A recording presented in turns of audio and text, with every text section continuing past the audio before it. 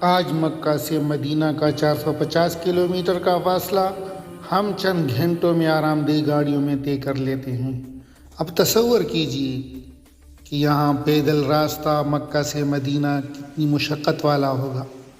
تاریخ اسلام کا یہ سب سے اہم سفر رسول اللہ صلی اللہ علیہ وسلم اور حضرت ابوبکر صدیق رضی اللہ عنہ نے 8 دنوں کی جان گزل مسافت، تپتے صحرا اور دشمنوں کے تعاقب کے سائے میں طے کیا۔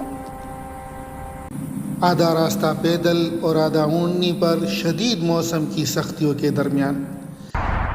اپنا گھر بار چھوڑنا اور قریش کے سازشوں کے باوجود دین حق کی حفاظت کے لیے نکلنا، وہ بھاری ذمہ داری تھی اور امانت جس کا بوجھ پہاڑ بھی نہ اٹھا پائے۔ یہ مقصد ہجرت، تمام تکلیفیں اور ہجرت کی صحبتیں صرف ایک عظیم مقصد کے لیے تھی، غلبہ دین، تاکہ اللہ کا دین زمین پر نافذ ہو جائے، نور حق، تاکہ کائنات سے جہالت کے اندھیرے ختم ہوں اور حق کی روشنی پھیلے، فلاح انسانیت، تاکہ اہل ایمان کو ایمان کی ٹھنڈک اور ہدایت کا راستہ میسر آ سکے۔